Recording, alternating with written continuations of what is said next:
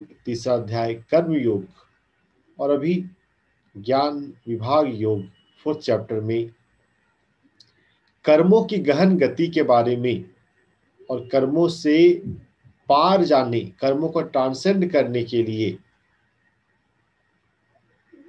अर्जुन को कृष्ण ने समझाया। उसके आगे का हम देखते हैं। यत चित्तात्मा त्यक्त सर्व परिग्रहः शारीरं केवलं कर्म कुर्वन्नाप्नोति किल।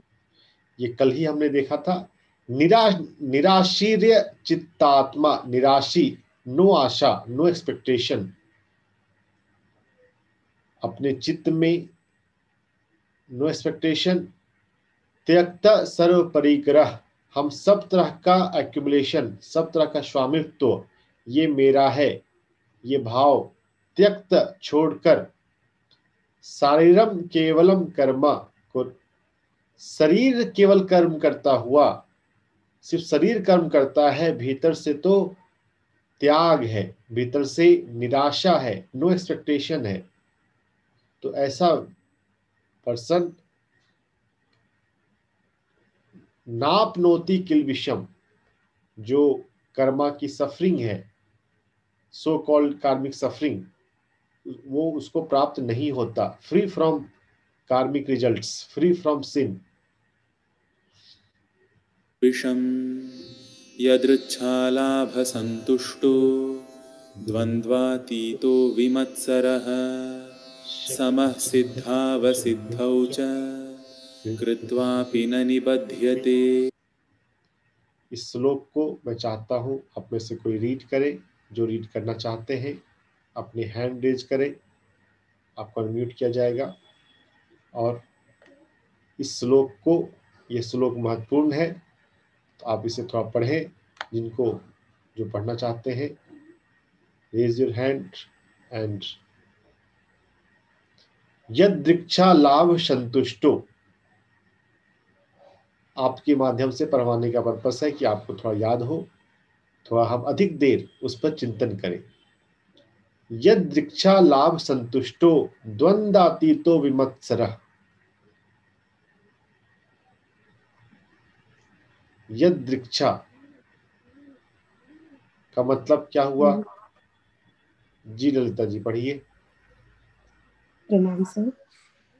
यदृच्छालाभ संतुष्टो द्वन्द्वातीतो विमत्सरः समः सिद्धावसिद्धौ च कृत्वापि न निबध्यते।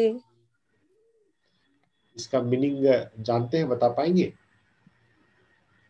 सर बता रही ओके, इट्स ओके। जो स्वतः होने वाले लाभ से, स्वतः यदृच्छा में स्वतः अपने लाभ, अपने आप होने वाले लाभ से संतुष्ट रहता है, जो द्वंद्व से मुक्त है और ईर्ष्या नहीं करता है, जो सफलता और असफलता दोनों में स्थिर रहता है, वह कर्म करता हुआ भी कभी नहीं बनता है। यस, वो कर्म के बंधनों से मुक्त रहता है। तो संधि विग्रह वाले को भी हम देखें, फिर हमें अधिक बात समझ में आएगी। यद दृक्षा लाभ संतुष्टो, यद दृक्षा लाभ संतुष्ट, यद दृक्षा, ये वर्ड खूबसूरत है। यद इच्छा, उसकी इच्छा,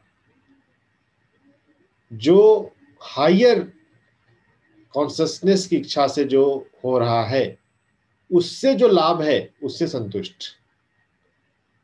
इसका अनुवाद किया गया है स्वतः, वो भी ठीक है, लेकिन स्वतः ऑटोमेटिक से ज्यादा अच्छा है उसकी इच्छा से जो हो रहा है, उसकी इच्छा से जो लाभ मिले उससे संतुष्ट। द्वंद्व अतीतः, द्वंद्व, ड्युअलिटी, ये वो, ऐसा हो या ऐसा हो, ये करें कि वो करें, इससे फायदा होगा कि नुकसान होगा, इन द्वंद्वों के अतीत, पार चले जाना। विमत्सरः, नो जेलसी, षड रिपु में काम, क्रोध, लोभ, मोह, मद, मत्सर। सिक्स षड रिपु जो है, सिक्स जो डिफेक्ट है उसमें मत्सर एक है। द्वेष, जेलसी, जेलसी, जेलसी से भी आगे हम कंपेयर करने के भाव में ना जाएं। कौन किस तरह से भगवत गीता को पढ़ रहे हैं हम उस पर ना देखें। हम दूसरों से अपने आप को कंपेयर ना करें, किसी को भी किसी से कंपेयर ना करें। जब कंपेयर नहीं करेंगे तो द्वेष तो स्वतः छूट जाएगा। Jealousy, no jealousy. शमः सिद्ध असिद्ध्यो च, सिद्धि सफलता। यहाँ योग की सिद्धि का बात नहीं है, ये सफलता की बात है। जो भी कर्म कर रहे हैं उसके फल को देखना कि फल, ये काम सक्सेसफुल हुआ कि नहीं। असिद्धि, नहीं सक्सेसफुल हुआ। सक्सेस एंड फेल्योर दोनों में समान। यह समता वाली बात पहले भी आई थी। समत्वम योग उच्यते, और अलग अलग श्लोक यहां भी है। जो मुख्य बात है वो रिपीट होगी। समता, सफलता और फेल्योर में समता हो, ऐसा जो करता है वो करते हुए भी, कर्मों को करते हुए भी उनमें बंधता नहीं है। अपि न विद्यते, कृत्वा अपि न निबध्यते। कर्मों को करता है फिर भी उससे बंधता नहीं है। कर्म करते हुए कर्म उसको लगता नहीं है। जो उसकी इच्छा से संतुष्ट है, जो उसकी इच्छा से जो लाभ मिल रहा है उससे संतुष्ट है, द्वंद्वों के पार चले गया है, जेलसी में नहीं है, कंपैरिजन में नहीं है, समान रहता है, वैसा पुरुष, वैसा मानव, वैसा इंसान कर्मों को करते हुए भी उनके मुक्त है, उससे बाधा नहीं। तो so transcending the karma is possible अगर हम इन बातों को ध्यान में रखें। जो मिला उससे संतुष्ट, ऐसा ही मिलना चाहिए, ऐसा हम ना सोचें। ड्युअलिटी में ना रहे, कंपेयर ना करें, समान रहे, हर परिस्थिति में समान। It's okay, equanimity. तो यह श्लोक हम अगर ध्यान रखते हैं, we will transcend the karma. ज्ञान अग्नि दग्ध कर्मानाम, ज्ञान की अग्नि में कर्म जल जाते हैं, तो यह भी ज्ञान है।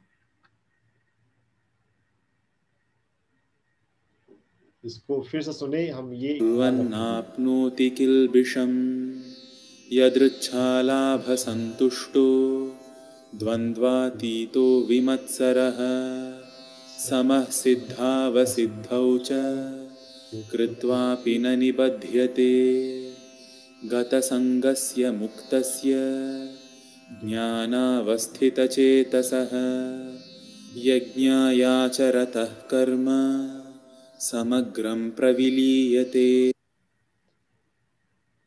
गत संगस्य मुक्तस्य, मुक्ति, आसंग से मुक्ति। जो गत संगस्य, जिसकी आसक्ति समाप्त हो गई है, जो आसक्ति से मुक्त हो गया है, ज्ञानावस्थित चेतसः, जिसका चित्त ज्ञान में ठहर गया है, अवस्थित हो गया है, जो मुक्त है और जो ज्ञान में अवस्थित है, वो यज्ञ के अनुसार आचरण करता है। अब यज्ञ का क्या है, ये मैं पहले हम हो चुके हैं, जिस पर डिस्कस कर चुके हैं। यज्ञ नित्य की आज्ञा है। इसमें नित्य भी है और आज्ञा भी है। दो वर्ड के कॉम्बिनेशन को मिलाया तो वो यज्ञ हो गया। जो शाश्वत आज्ञा है, जो दिव्य की आज्ञा है, command from the higher consciousness, will of higher consciousness, divine will, प्रभु की आज्ञा। तो हम प्रभु समझने के लिए ठीक है, लेकिन नित्य बोले तो हम प्रभु के डिफरेंट मीनिंग, जो गॉड की डिफरेंट मीनिंग है, उस पर हमारा ध्यान रहेगा। जो नित्य है, जो शाश्वत है, यज्ञ के अनुसार आचरण करने वाला, के सारे कर्म विलीन हो जाते हैं, डिसॉल्व हो जाते हैं। आप अपने हिसाब से कर्म ना करें, जो आपको ऊपर से आज्ञा दी जा रही है। अब ऊपर से आज्ञा को समझने के लिए हमें अपनी अंतरात्मा को सुनना होगा। What is the will of God? हमारा मन का विल, हमारी लाइकनिंग डिसलाइकनिंग आ सकते हैं। तो नित्य को समझना पहले जरूरी है, ज्ञान में अवस्थित होना पहले जरूरी है। हम अपने चित्त में संस्कारों में उलझे रहें, चित्त की वृत्तियों में उलझे रहें, तो फिर ज्ञान नहीं है। ज्ञान में अवस्थित हो, नित्य की आज्ञा को समझें, नित्य की आज्ञा के अनुसार हम कर्म करें, तो हमारे कर्म विलीन हो जाते हैं। कर्म में हम बंधते नहीं, कर्म जल जाते हैं।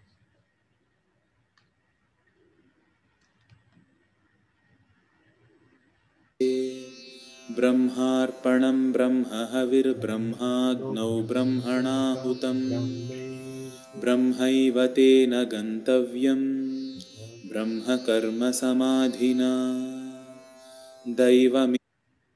खड़क सिंह के खड़कने से खड़कती हैं खिड़कियां, और खिड़कियों के खड़कने से खड़कता है खड़क सिंह। ये सब ने सुना होगा है। तो देखिए, ये उसके जो प्रेरणा जो है उसको यही भगवद गीता से ही मिली है।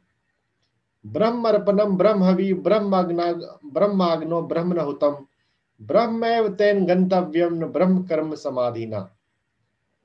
ब्रह्म की अग्नि है, ब्रह्माग्नो, हवि जो यज्ञ में जो दो समिधा जो दी जाती है उसको हवि बोलते हैं।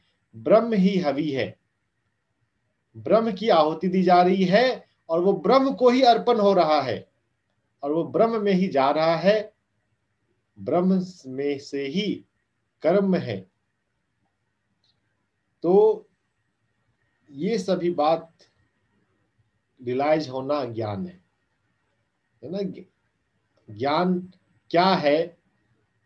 ये हम जानना कि सब कुछ ब्रह्म ही है, सब कुछ ब्रह्म से आता है और ब्रह्म में ही विलीन होता है। यह बात हमारे इस श्लोक में।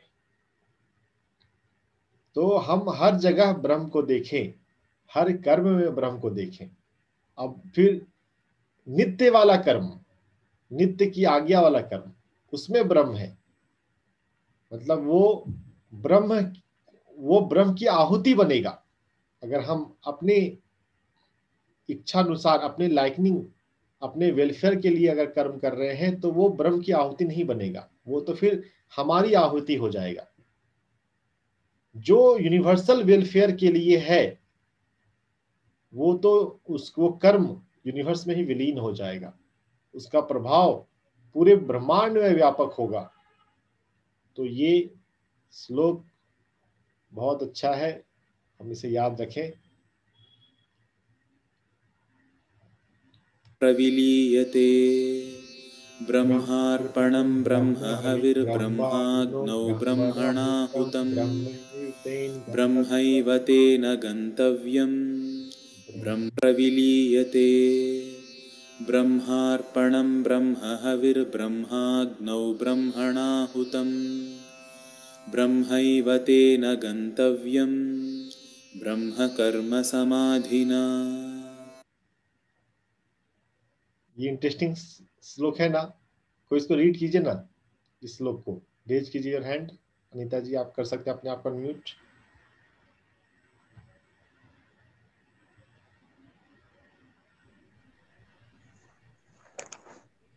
ओम ब्रह्मार्पणम ब्रह्म हवि ब्रह्माणि ब्रह्म। ओम ब्रह्मार्पणम ब्रह्म हवि ब्रह्मार्पणम ब्रह्म हवि ब्रह्मणि ब्रह्मणाहुतं ब्रह्मैव तेन गन्तव्यं ब्रह्म कर्म समाधिना। इसका मीनिंग आप भी बोल दीजिए एक बार। A person who is fully absorbed in Krishna consciousness is sure to attain the spiritual kingdom because of his full contribution to spiritual activities, in which the the consummation is absolute, and that which is offered is of the same spiritual nature. मैं तो मेरा book से पढ़ रही हूँ। हाँ, तो ये देखिए, अब देखिए यही है, इस श्लोक में कृष्ण शब्द कहीं कहाँ पर है? हाँ, नहीं है ना। ये तो इंटरप्रिटेशन वाला अनुवाद हो गया ना, हमने इंटरप्रिटेट कर लिया। तो हम to the meaning, to the point meaning पे जाएं। कृष्ण पे नहीं, ब्रह्म की यहां बात हो रही है। वैसे कृष्ण भी ब्रह्म है, हम भी ब्रह्म है, अनीता भी ब्रह्म है, डॉक्टर एस रंजन भी ब्रह्म है, लेकिन अभी यहाँ बात तो नहीं हो रही ना इस श्लोक में। मतलब गॉड कॉन्शियसनेस जो। हाँ, it's about God consciousness, it's about Brahma consciousness. तो इसीलिए मैं बोलता हूँ शिवानंद की गीता मंगाइए और इसको हम पढ़ें। ठीक है, किन्हीं के पास शिवानंद गीता है तो वो सोम जी आप इस श्लोक को एक बार पढ़ें। आपने हैंड रेज किया था, रेनू पढ़ सकती है, रेनू पढ़ सकती है, पढ़ सकती है जी सर। ये इकलौता श्लोक ऐसा है जो शिवानंदा आश्रम में, जो केरला नैया डैम पे है, वहां पे खाना खाने से, मतलब कि भोग लगा, आप खाना खाने से पहले ना ये वाला श्लोक हमेशा चैंट होता है तीनों टाइम। ठीक है, तो चैंट करो फिर जी। ब्रह्मार्पण ब्रह्माग्नहो ब्रह्मण कम ब्रह्मेण तेन गणतव्यम ब्रह्म कर्म समाधिना।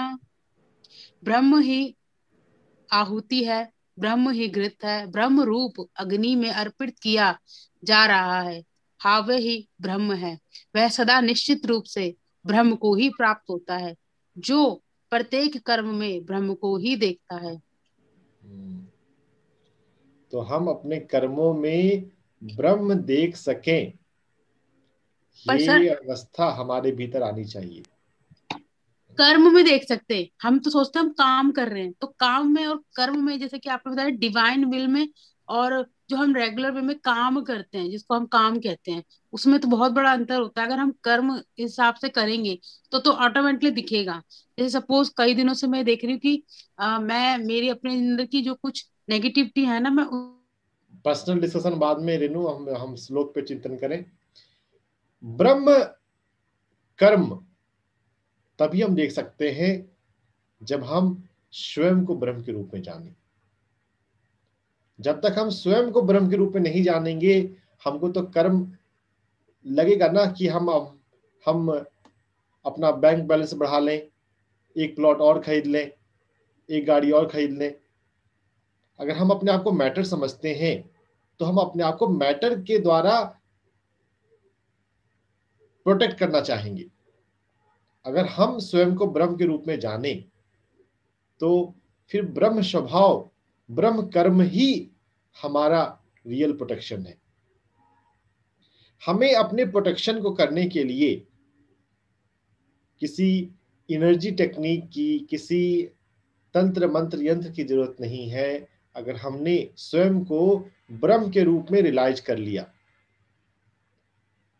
तो इसलिए ये श्लोक बहुत अच्छा है।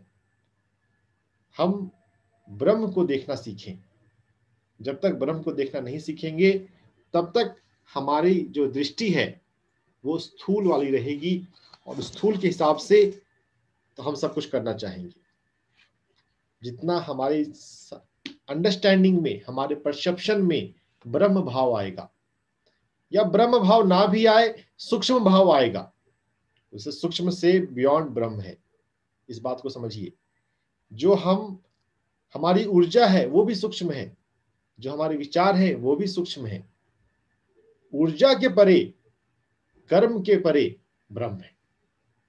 Fundamental consciousness, fundamental verity of existence, सब कुछ उसी से आता है, हर एक चीज उसी का बना है।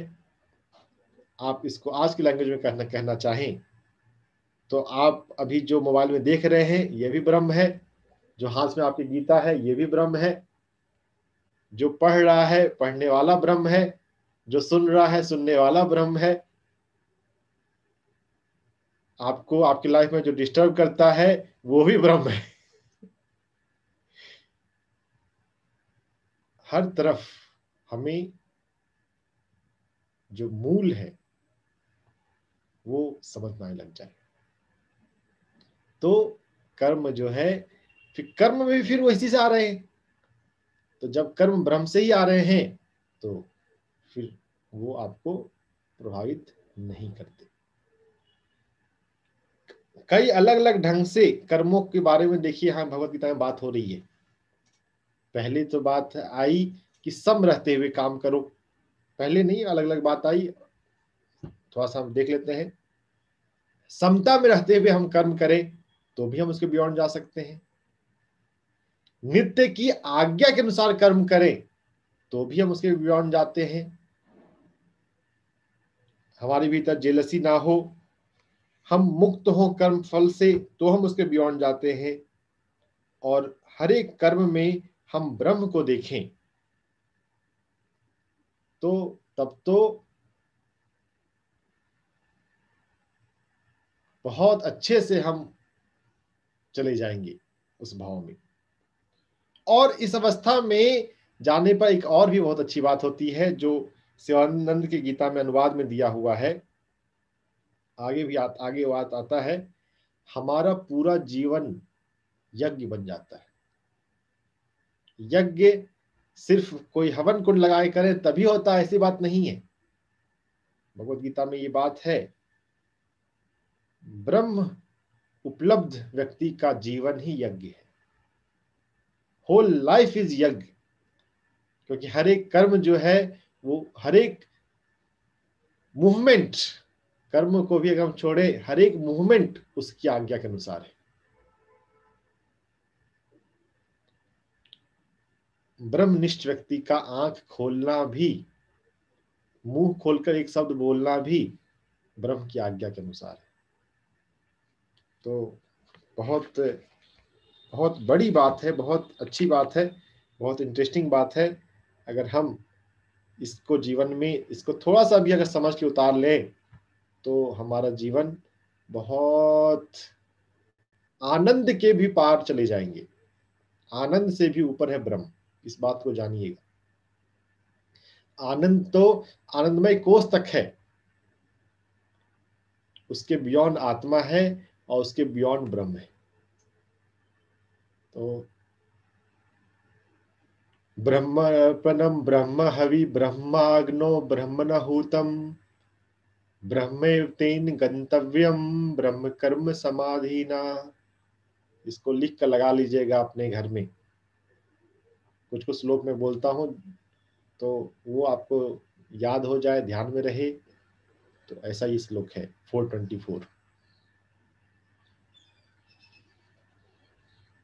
नेक्स्ट श्लोक 425। दैव मेवा परे यज्ञम योगिनः पर्युपासते ब्रह्म अग्नव परिज्ञम यज्ञ न प्रजुह्वति।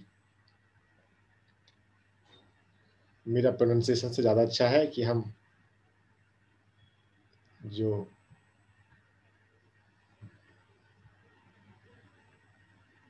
हविर्ब्रह्माग्नौ ब्रह्मणाहुतं ब्रह्मैव तेन गन्तव्यं ब्रह्म कर्म समाधिना दैवमेवापरे यज्ञं योगिनः पर्युपासते ब्रह्माग्नावपरे यज्ञं यज्ञेनैवोपजुह्वति। कर्म कांड रिचुअल, इनसे बचने के लिए या उसके महत्व को कम करने के लिए जगह जगह पे भगवत गीता में बातें हैं। सेकंड अध्याय में भी हमने देखा था कि जो अविवेकी जन है वो वेद की पुष्पित वाणी को, कर्म कांड को बोलते हैं। 242 खोल लीजिए जिनके पास शिवानंद गीता है, पेज नंबर 41 पे। वैसा ही यहां पर भी आ रहा है कि देवताओं से संबंधित यज्ञ, दैव मेवा परे यज्ञम योगिनः पर्युपासते। सम पीपल डू यज्ञ टू प्लीज देवा, और कुछ ब्रह्म की अग्नि को आहुति लगाने वाला यज्ञ करते हैं। एंड दिस ब्रह्म रूपी अग्नि में आहुति लगाने वाला जो यज्ञ है, दैट्स बेटर। अभी वो नेक्स्ट श्लोक में आएगा। यहाँ पर बात कर रहे हैं कि हाँ, एक देव की अग्नि वाला यज्ञ है और एक ब्रह्म की अग्नि वाला यज्ञ, ज्ञान यज्ञ है। ब्रह्मनिष्ठ व्यक्ति का जीवन ही, हर कर्म ही यज्ञ है। तो यज्ञ सिर्फ रिचुअलिस्टिक वाला यज्ञ होता है, वो ऐसी बात नहीं है। ब्रह्म की अग्नि वाला यज्ञ, वो भी बात आ रही है। आगे हम और देखेंगे, पीछे भी हम कनेक्ट करते चले। जिनके पास शिवानंद गीता है वो 242 खोल लीजिए। आया राम गया राम ना हो, हमें सब कुछ पूरा स्टोरी समझ में आए। पेज नंबर 41 पे है श्लोक नंबर 42 अध्याय 2 का। उसका अनुवाद कोई पढ़िए। संस्कृत पढ़ना मुश्किल हो, संस्कृत अगर आता है तो संस्कृत के साथ फिर अनुवाद पढ़िए, तो सिर्फ अनुवाद पढ़ें। यामिमां पुष्पितां वाचम प्रबद्धन्त विपश्चिता वेदवादरतः पार्था नान्यदस्तिवादिनः। पुष्पित वाणी में बोलते हैं अविस्पष्टित अविवेकी लोग। वेद के कथन में ही, वेद को बोलने में ही बस आनंद लेते रहते हैं और बोलते हैं इसके अलावा और कुछ नहीं है, यही सब कुछ है।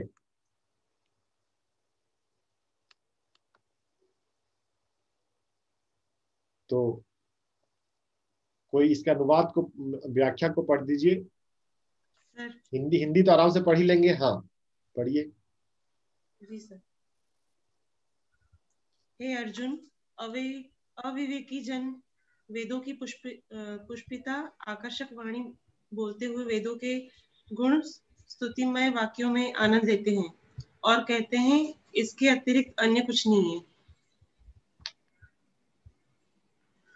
व्याख्या भी पढ़ ले, व्याख्या भी अच्छा है यहाँ पे।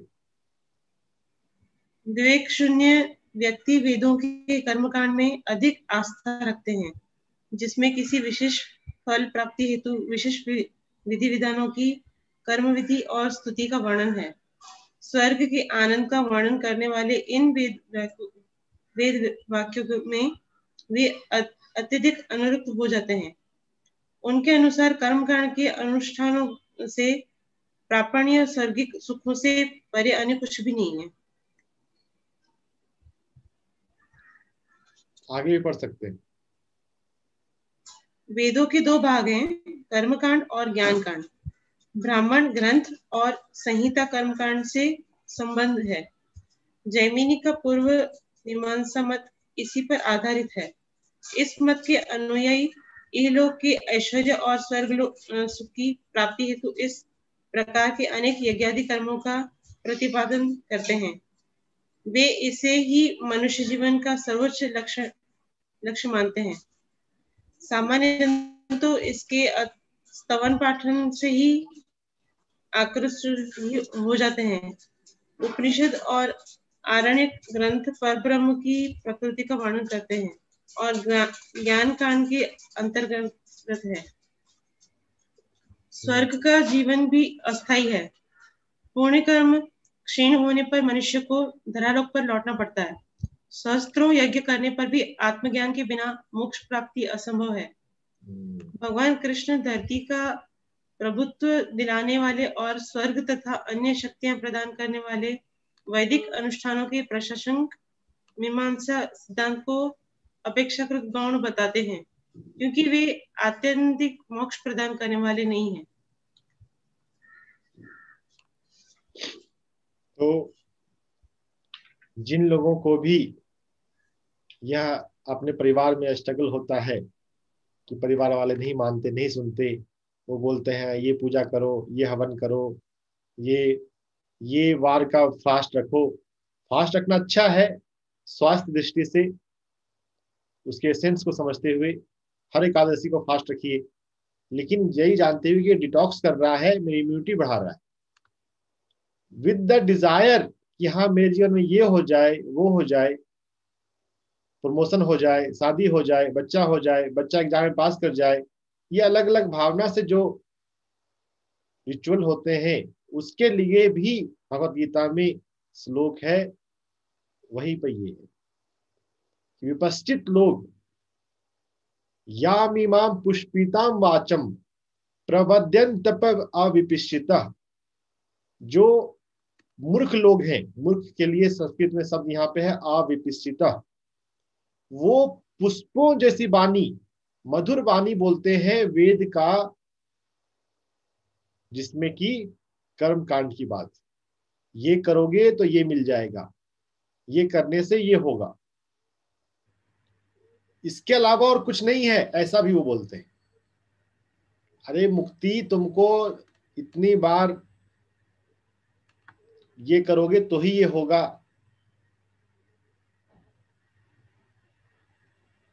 हम चक्कर और घन चक्कर में ना पड़े, सावधान रहने के लिए भी यहाँ पर हमें बता दिया गया है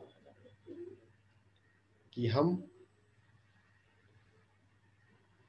वेद के दो भाग, कर्म कांड और ज्ञान कांड,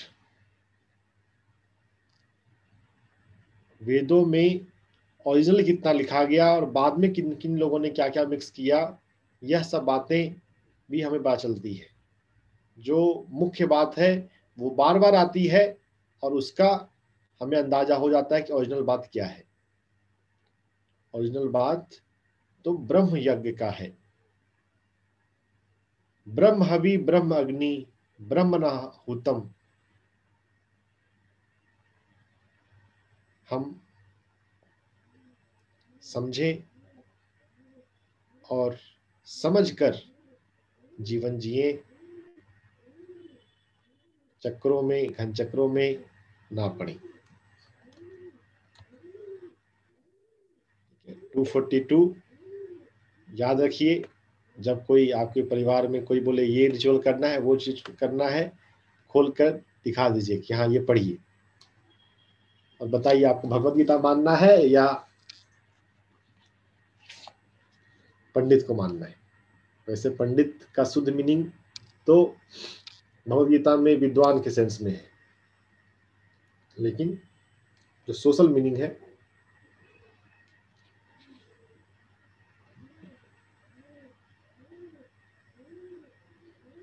ब्रह्मणर्पणम ब्रह्म हवि ब्रह्माग्नो ब्रह्मणाहुतम ब्रह्मेवतेन गंतव्यम ब्रह्म कर्म समाधिना। यही आज का हमारा अफर्मेशन होगा।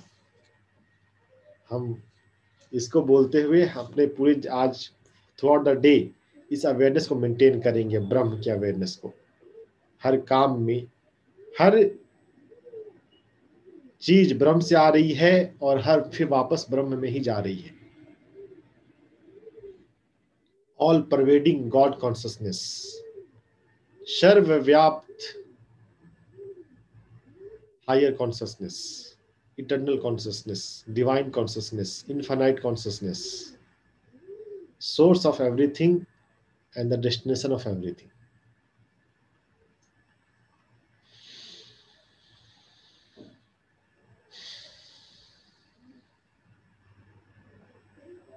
लेकिन इसमें भी और गहरी बात है।